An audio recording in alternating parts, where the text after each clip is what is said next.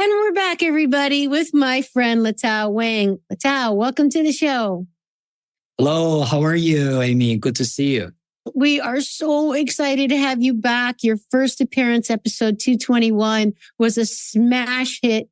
I just love your unique take. I mean, everybody's heard of gods and goddesses and probably oracle decks. I'm sure if they're part of my audience, they probably have a couple like the law of attraction and those oracle decks in their house. But your take on it, you are the most entertaining person I've ever heard talk about it. You're probably the most knowledgeable. I can't stump you. You can mention anybody from these decks and you just go off on the whole detailed thing.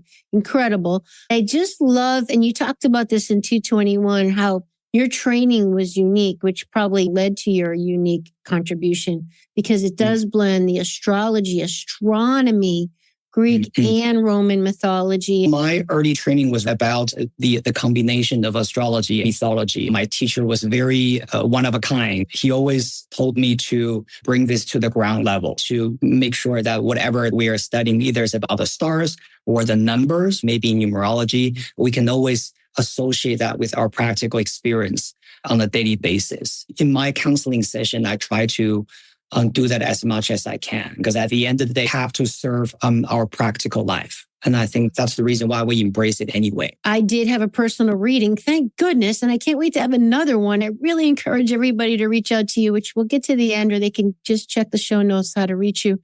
I've had a lot of readings and they were good. And I try to have reputable people read for me.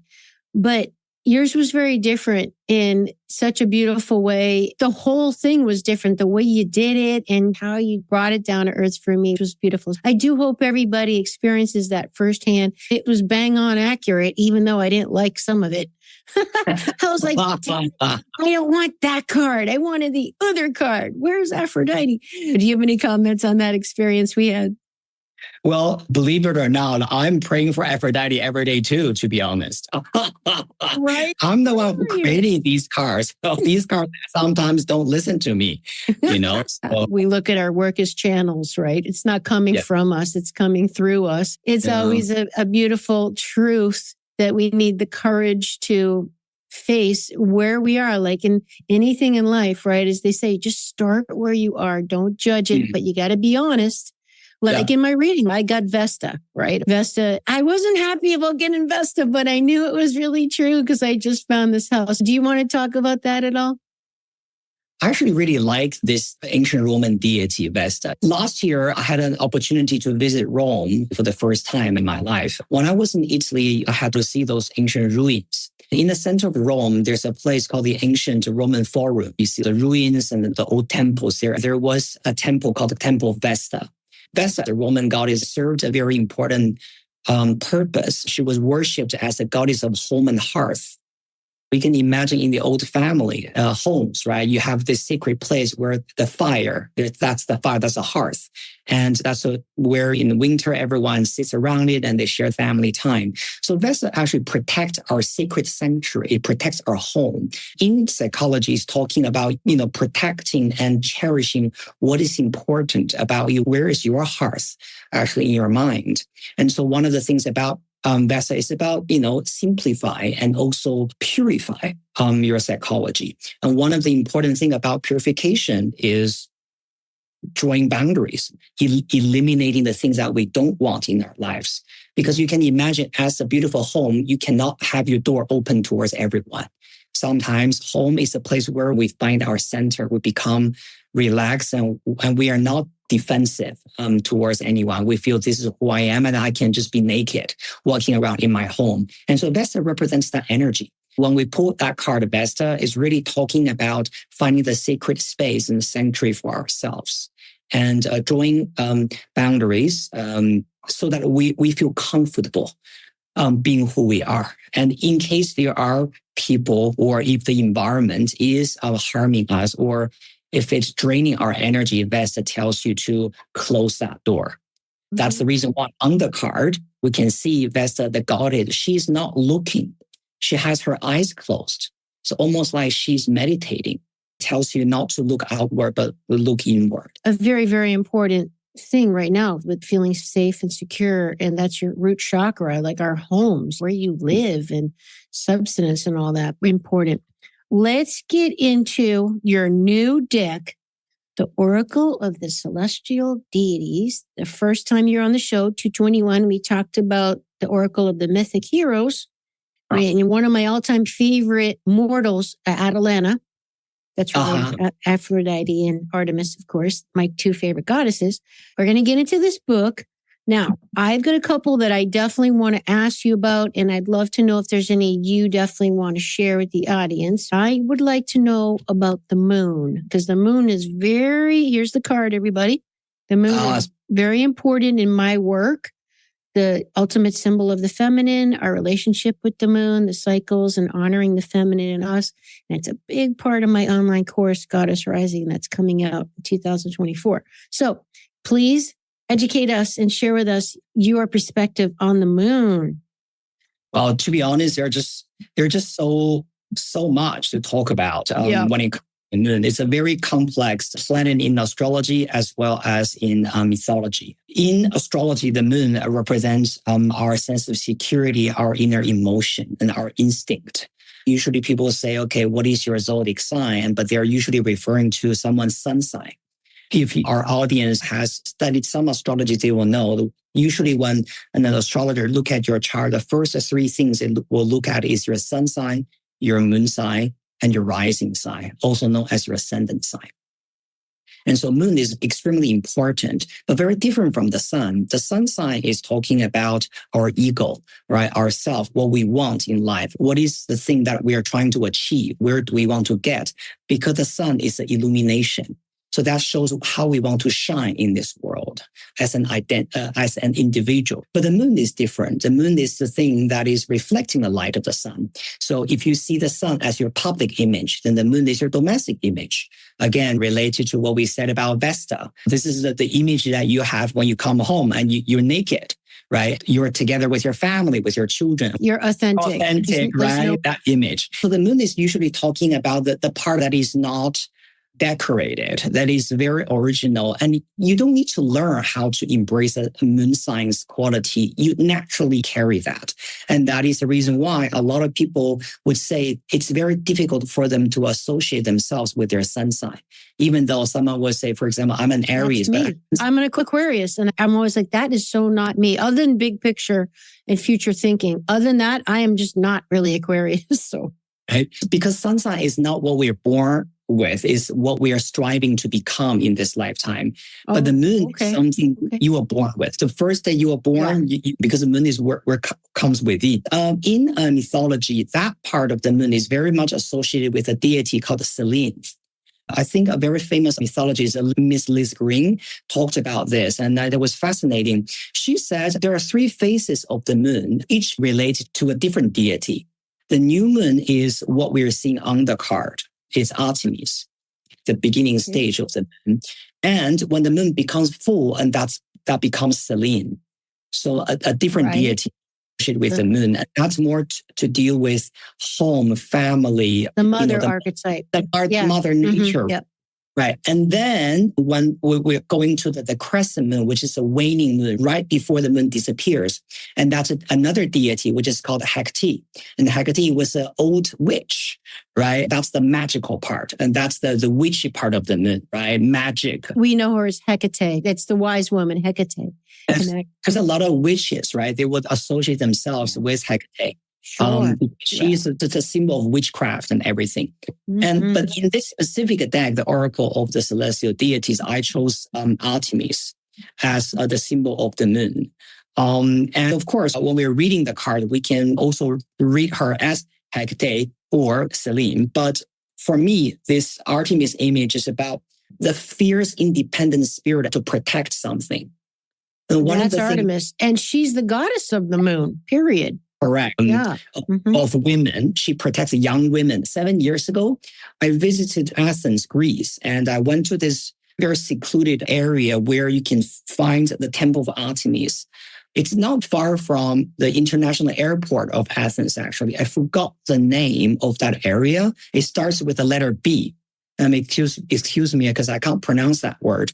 But I remember when I talked to the driver, I said I wanted to go to this place, and I was showing him the place on Google Map, and he said, "I've been a driver for 30 years, driving people to different tourists. You are the second person who asked me to this place."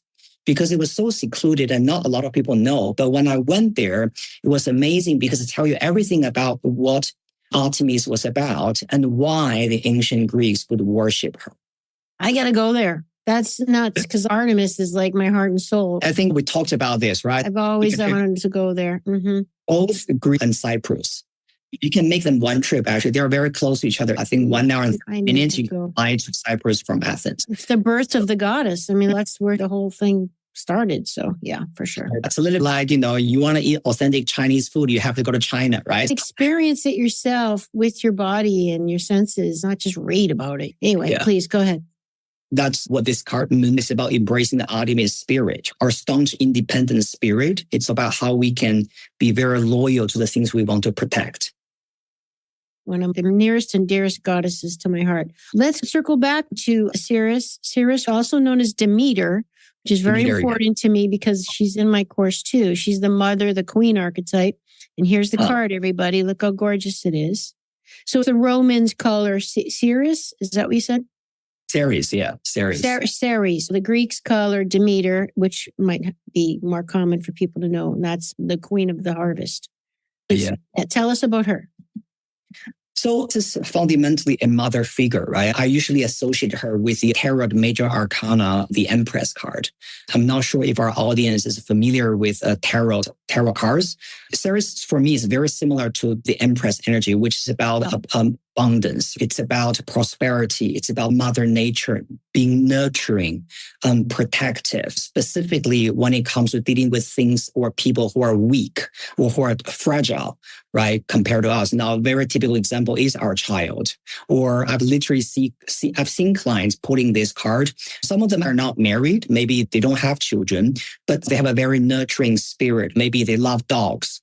They foster dogs or cats. They protect animals. It's almost like they see themselves as the mother, right? Yeah, for sure. They want to protect, right? So Ceres is usually talking about that kind of energy. And also this card has a lot to do with our physical health because Ceres is the goddess of agriculture. She represents the agricultural cycle, food, nutrition. In astrology, specifically, I wrote about this in the Dex guidebook. She is associated with the constellation sign Cancer. And Cancer is about home, family, domestic environment, cooking, mother's cooking, that kind of things. So this card could also be quite significant for people who want to focus a lot more on their physical health, overcoming difficulties when it comes to physical discomfort or sickness. One of the things that's so outstanding about your Oracle decks is your guidebook and your writing. Let me tell you, we mentioned getting out of the way and letting it come through us. It is so clear. I'm like, God, you could be a writer. I mean, it's incredible the way you write and the words you use. I just am so blown away. And not to mention my shows, Awakening Aphrodite. I have a course, Goddess Rising, on goddesses, and more coming. I have a gazillion books on goddesses and mythology. And I learned things in your guidebook that I never heard from any other source. For example, I love how you make a point to share with us that Demeter or Ceres is also representative of our self-care, which is what you're going at with your nutrition. But that's a common buzzword that a lot of women know. Oh, I know my self-care because I come last and all that. Mm-hmm. Can you elaborate on how, if someone pulls this card, what she symbolizes for us is the need to really prioritize our self-care? 100%. I think all these deities in this deck, each deity, right, male, female, doesn't really matter. I think they're all talking to us in some way about what we need to prioritize in our life. Yeah. For sure. And mothering. So yes, you mentioned there's a million different ways you can be a mother. Like I don't have human children, but I'm a mother of my dogs. I'm a mother of my chickens. When I had my health and lifestyle club in New England, I was a mother to all my members. Plus, I just have that nurturing energy, I guess, which is really ironic because I don't have human children and I've always wanted them and I love kids. But, we have to broaden our concept of some of these terms.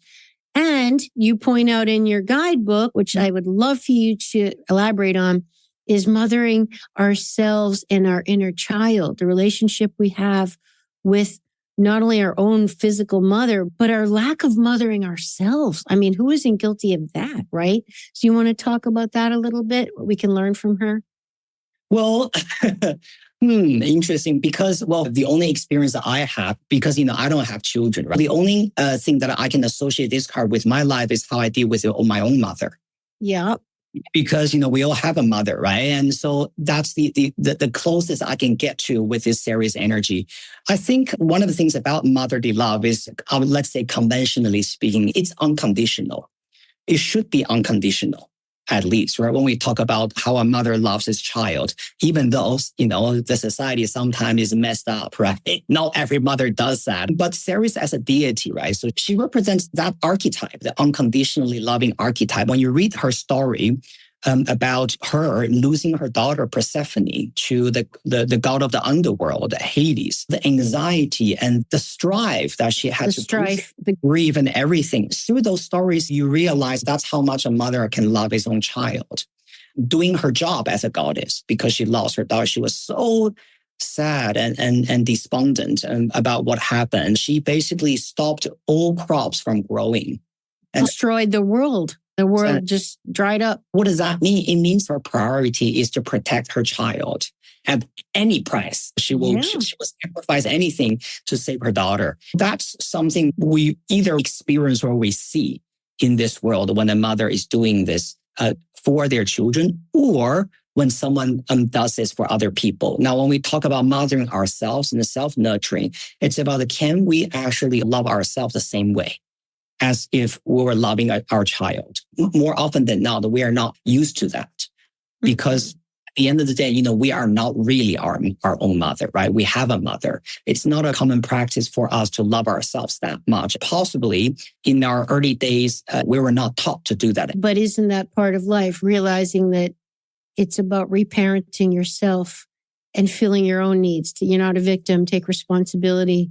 And now you have the agency to give yourself what you didn't get and to reparent and reprogram yourself so you can have a better life. I mean, really what it's all about. Let's talk about Persephone, this beautiful card, another extremely important goddess in my life, in my course, and the symbolism of her archetype. Here's the card. Tell us about her story and what she can teach us, please.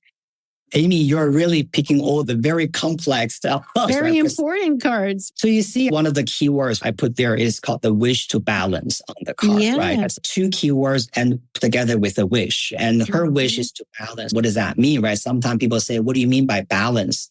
Persephone, together with the story that we just Ceres reached an agreement with Jupiter or Zeus in the Greek version. Zeus said, okay, Persephone for 6 months of the time, she can come back to the heaven and live with you and you will be happy. You can see your daughter, but 6 months, half of the year, she will have to spend time with her husband because she already ate the pomegranate. So she had to stay in the underworld and there's no way that you can just have her back. And she's already someone's wife now. That's just what it is. And so this 6 months in the upper world and 6 months in the underworld is that duality that Persephone represents. 6 months, she is pure. She's a maiden. She's a virgin. She brings springtime to us. And that's the purity part. And the 6 months of the year, she has to go into that darkness. She's no longer a maiden. She's someone's wife. And she's a queen of the underworld. And she connects herself with the dead people and the spirit. And so that's the witchy part of her. And so with Persephone, one of the things about us going through life and going through this light and shadow period of time, 6 months we're up, 6 months we're down. And that's one of the very distinct features of Persephone, simplicity and rejuvenation. And this is specifically talking about when Persephone was first married and she very much missed her mother. She was not very used to being in the underworld for that long. So every time she would go back to her mother, she feels life is simple again. She does not need to play different roles in her life to be someone's husband. She can just be a girl. and grow her flowers. What I realized about people who pull this card in the actual reading, one of the things they usually experience is they're unhappy because they're in a very complicated situation. They're tangled.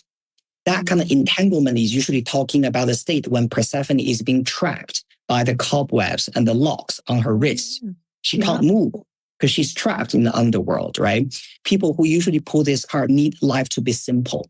They need to stay away from complicated people, complicated situations. And they just need to go back to themselves and ask themselves, what kind of life actually I want to live? Instead of what kind of expectations are from other people.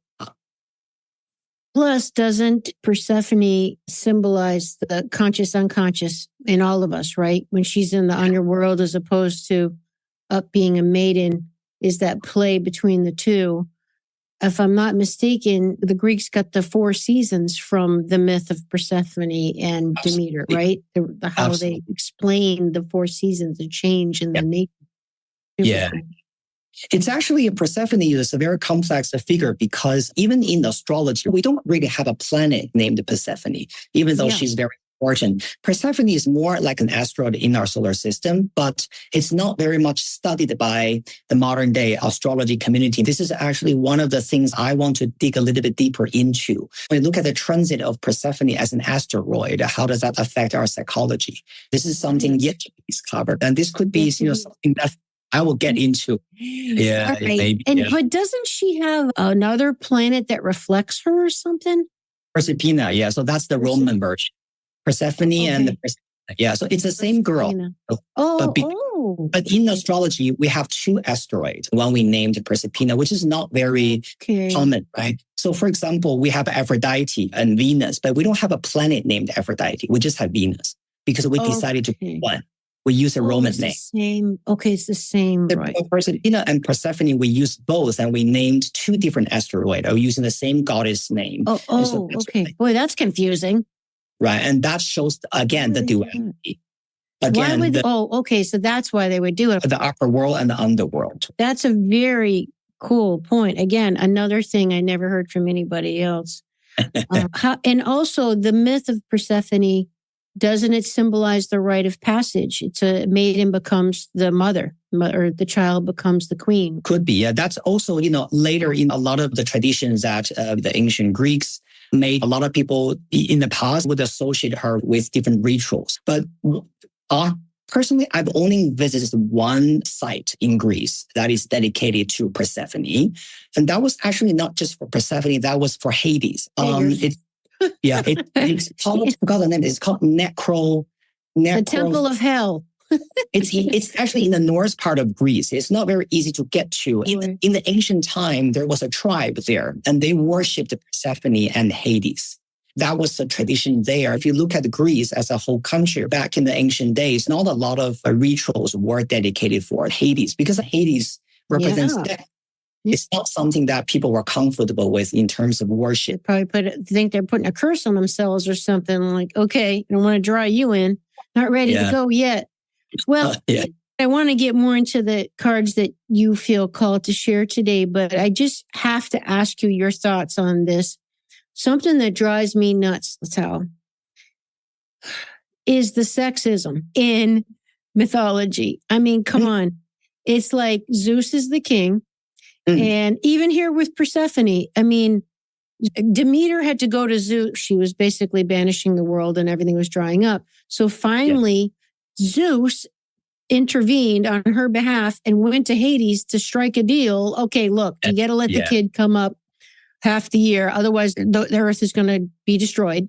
So Zeus had to do the deal. I mean, her father made her marry a guy and took away her independence. Even Aphrodite, our girl Aphrodite, Zeus married her off, right? And she couldn't say no. Like, women had no rights and they didn't have a right to divorce. Aphrodite's husband, Hephaestus. He's the one that had to finally initiate the divorce with her after she was just cheating on him so much. He finally gave up and she was in love with Ares.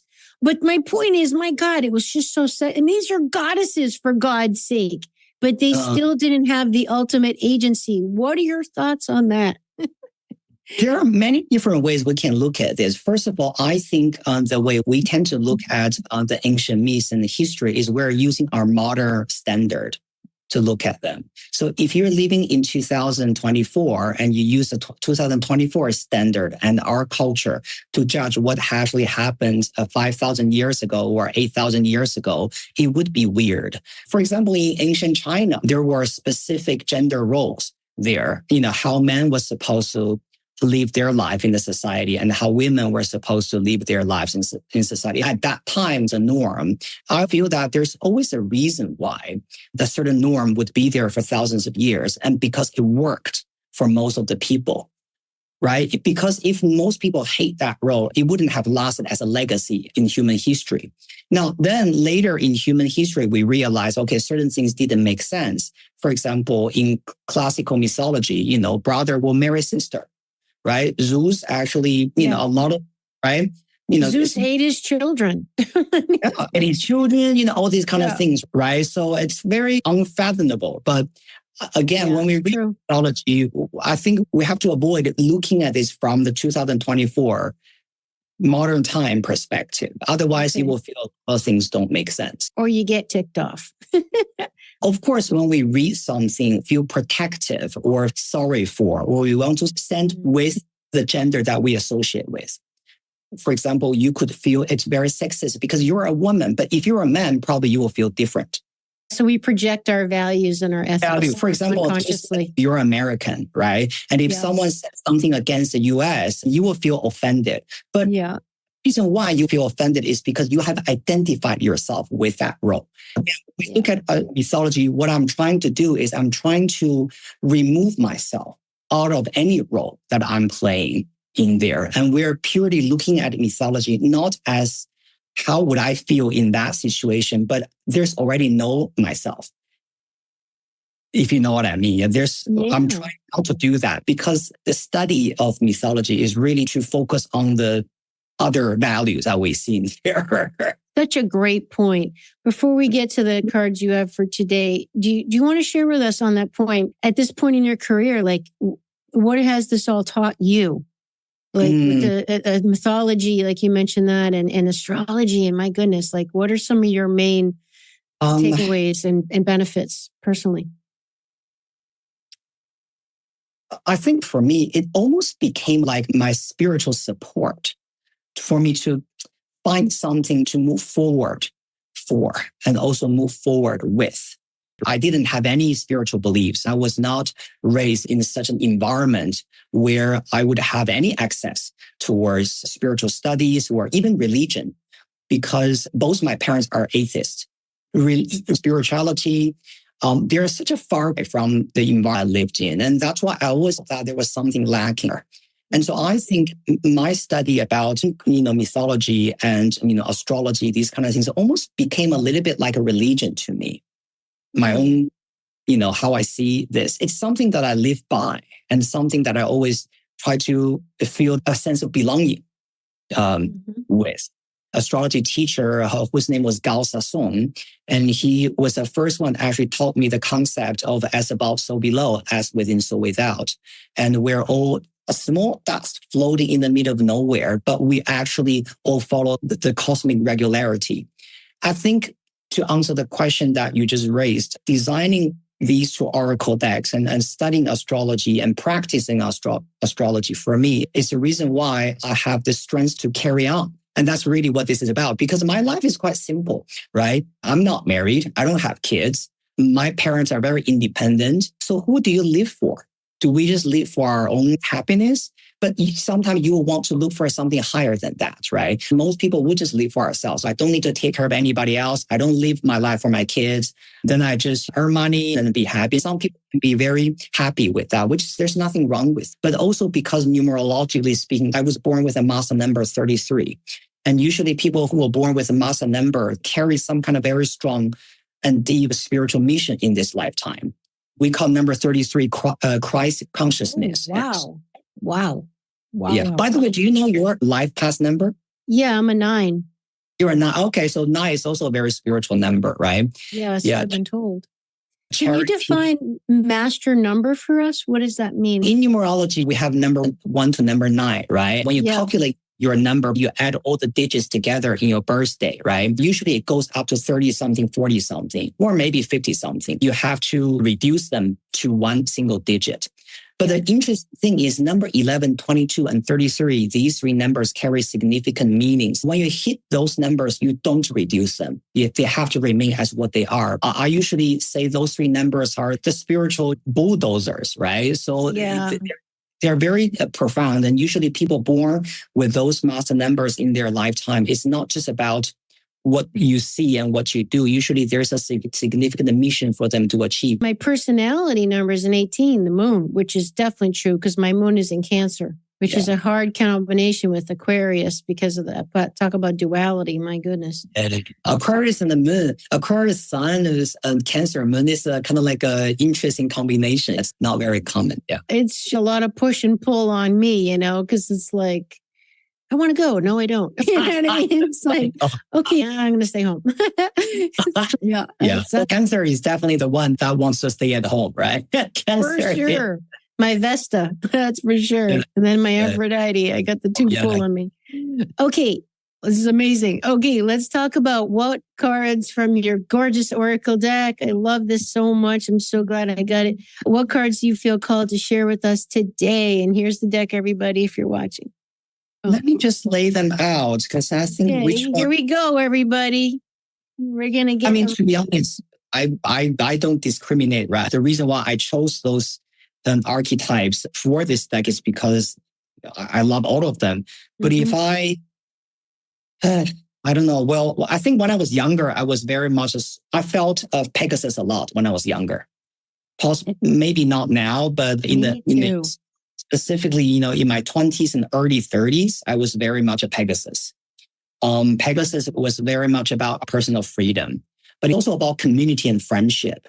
Pegasus was the best friend of Bellerophon, the famous Greek hero who did a lot of heroic deeds. Pegasus was the significant partner for him to help him, right? They can together rise into the sky and fight the monsters. So this is a card, I usually see this as friendship. The key word is friendship, freedom, and the wish to assist, right? So it's about friendship, community, connecting with people.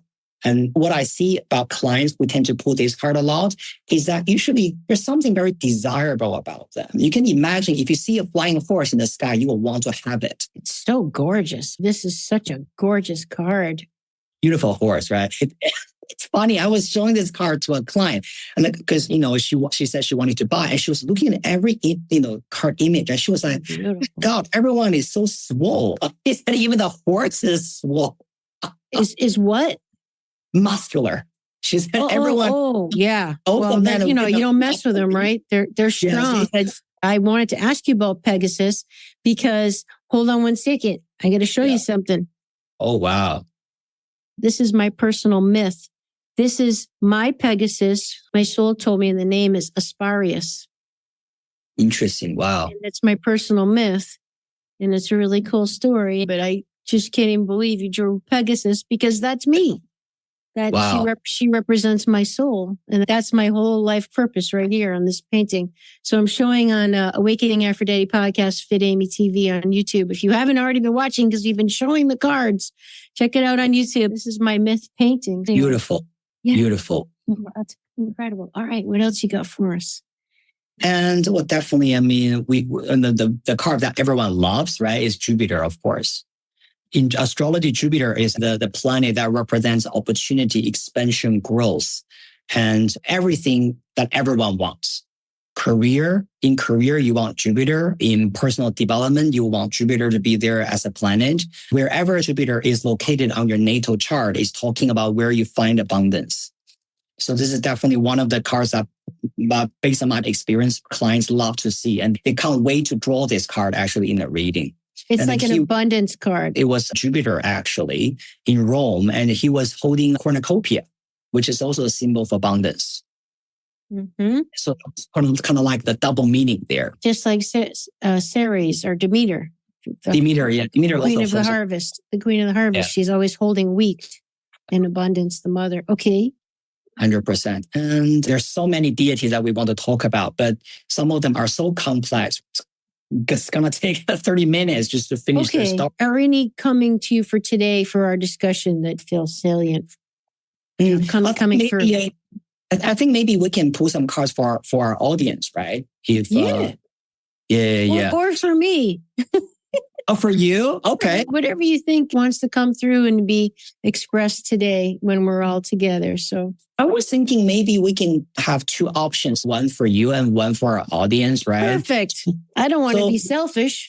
Let's see. Okay. Great. I'm going to show you two options here, right? So I have a beautiful purple fluorite. Have a look. Yeah, it's a small fluorite. God, it looks like amethyst, purple fluorite. There you go. Yeah. Beautiful crystal. Yeah. That's my favorite color. And let's use this one. Yeah, this is a blue fluorite. Oh my God. I didn't know it came in all these different colors. Gorgeous. So we have got these two options, right? So what we can do is, Amy, you think about which crystal you want to choose in your mind, which one you feel most resonate with, yeah? And for our audience, maybe for whoever who can also choose a crystal in your own mind, right? If you're listening to this podcast. Can you hold the purple one a little closer? I guess I'll go with the purple. It's hard to choose. They're both so gorgeous. The blue looks a little like my green, though. You know what? I'm going to go with the green, okay? So for our audience, I hope you have already made up your mind, right? Either it's the green fluorite or it's the purple fluorite. Yeah. So now I'm going to pull one card for the green fluorite and one card for the purple fluorite, okay? You still have a chance to change your mind if you want to, purple or green. So Amy, you chose the green one, right? Yeah. Okay. Although purple's my favorite color, for some reason I was trying to tap into my heart and soul and it was drawing me to that green one. Okay, so you can see me shuffling, right? Yeah, okay, he's shuffling the cards. Hopefully you're watching on YouTube, everybody. This is more fun to see it. So you say stop and I'll stop shuffling. Okay, 1, 2, 3, stop. So which one should we review first? Let's do the audience. I'm trying not to be selfish. The purple. Okay. So for the purple flora, we actually get a purple-ish card. Actually, we got Saturn. Okay. Saturn. Very interesting. So Saturn, one of the things that I actually see this energy is whenever a client chooses this card, it's about a period of time that we need to go through a little bit cleansing and decision making. This is a time when we need to face the music, right? Embrace a reality about what works for me and what does not work for me. This is a revelation. In astrology, usually when we have our Saturn transit our sun, or transit our moon, or transit the first house on our astrological wheel, is the moment where we realize that I have been doing this, but I can't do this anymore.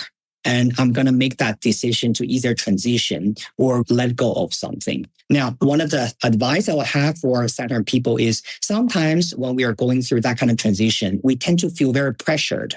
Usually because as a human being, I think we all tend to not want to change because we are just in our comfort zone. If I can stay the same and be happy, nobody wants to make adjustment and change. Naturally, when Saturn comes to us, there's something in our life that we feel we are either not happy with or we feel the change must be made.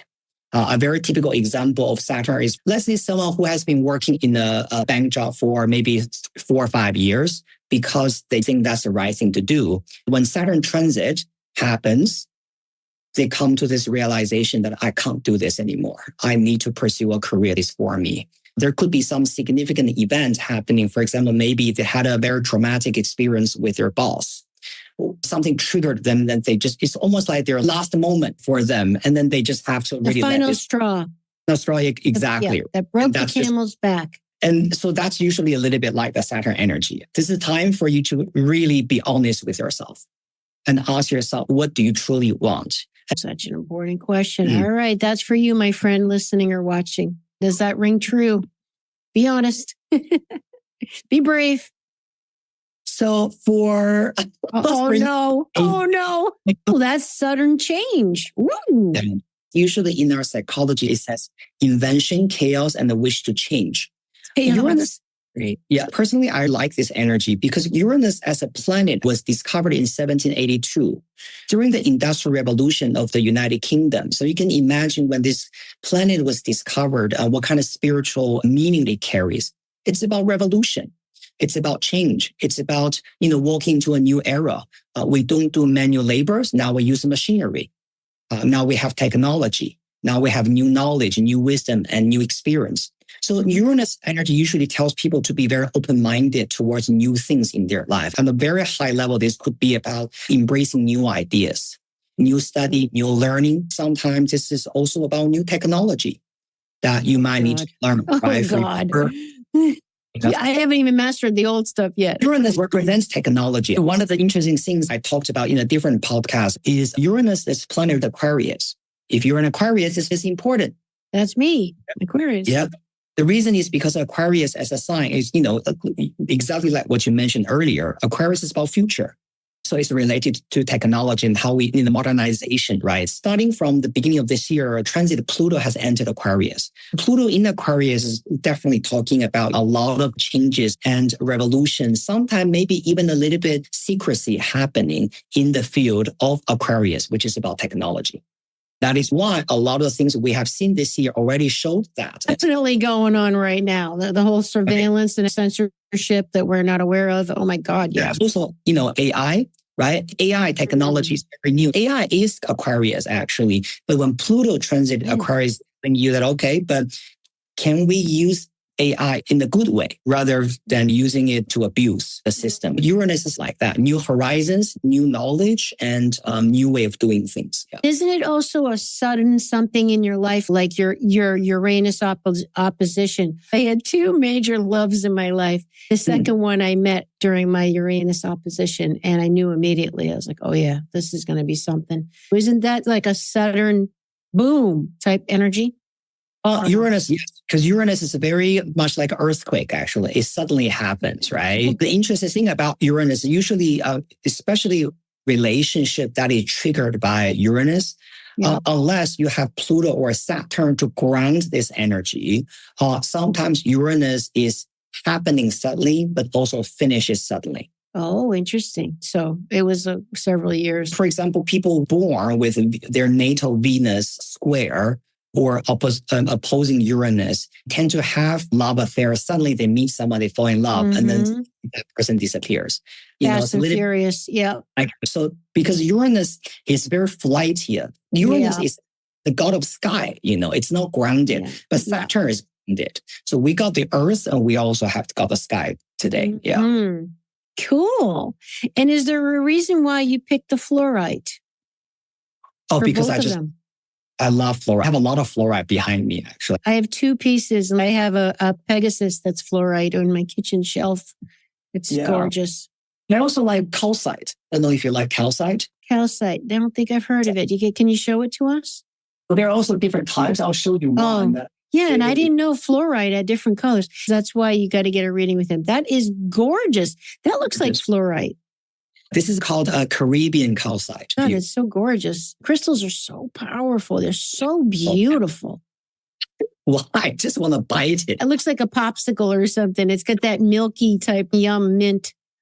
100%. And you know what? One of the cool things about crystals is, like when you look at the surface of the crystal, it's like some beat up old gross rock. If ever you've seen crystals, they retain the outer portion and they show you when you drill in what's inside. It's like the pearl inside the oyster shell that looks so ugly on the outside. That's what crystals are. And it's like, that's what we are. The shell doesn't really show you the beauty and the majesty of the inside. And the crystals are so magnificent that way. This is also a fluorite, right? You like fluorite, you might like this one. Whoa! Oh my God! It's like a rainbow fluorite, like different colors. So it's blue fluorite and pink fluorite, and they're little yellow and orange. I see like a rainbow in there. This one is really nice, yeah. And that's a pendant. You put it on a necklace. Yeah, you can wear it as a pendant for sure. Everybody, here I am with my rainbow fluorite crystal in my Hawaiian party shirt. This has been phenomenal. And I will admit, personally, extremely enjoyable for me too. I love doing this show and getting across information and inspiration for people that I think is important. I just think it's so cool. I love the world of mythology. It takes you out of the mundane of the everyday. It gives you perspective on life and helps you see your role in the bigger picture. It helps give you a psychology to wrap your brain around, to be like, all right, maybe I'm not a complete train wreck. Like, this is kind of the human experience that's common. And, it's just, I love it. Thank you so much. Any final thoughts that you want to share today? Well, first of all, everybody, if you like astrology, you like mythology, definitely celestial deities is the one to go for, especially the new deck, right? Especially if you want into the basic archetypes, right, that we talk about in astrology, the sun, the moon, Venus, and Mars. I think this could be a very good tool for you to dive into astrology. I just hope everyone will enjoy it, and hope by using this deck, you will be able to access your inner wisdom easily. Yeah. And I absolutely promise you will learn so much, like I have. And I'm very versed on this subject area, like I mentioned, because the guidebook alone is just extremely educational. Do have a final question for you. I am going to put you on the spot one more time. Yeah. Why are my two girls not in this deck? Artemis and Aphrodite. Why are they not in this deck? They're not in this deck. They are. Where are they? What do you mean? They're not in this deck. Oh. Which ones are they? Artemis? Yeah. Which one's Artemis? Artemis is the moon.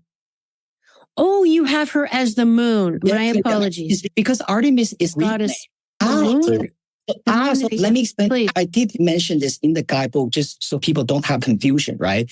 The way I named these cards is not based on the Greek names. And the reason is because I want to make this deck more based on astrology. So all the names are based on the astrological tradition. That is why, for example, the sun card, the god on the card is Apollo, but the card is not called Apollo, it's called the sun. Because in astrology, we don't say you are Apollo sun, we say your sun sign, right? And the moon, the girl on the picture is Artemis, but the card is called the moon because that's the astrological. Definitely Artemis. Yeah. The huntress, right? Yeah. So glad you explained that. She is the goddess of the moon, so of course it makes sense. All right, which one's Aphrodite then? Venus. There you go. Real quick, anything you want to share? I can't let you go without her. Really. Right. So Venus is the Roman counterpart. They're basically the same goddess, right? One is a Roman version, one is the Greek version. And Venus in astrology is the planet representing love, appreciation, and validation. And usually people who carry a lot of Venus energy, naturally they're beautiful. They know what is beautiful. They have very good taste in appreciating beautiful things, jewelry, art, fashion, design, these kind of things. Depending on where your Venus is on your chart or in the card spread, it also tells us what you feel attracted to.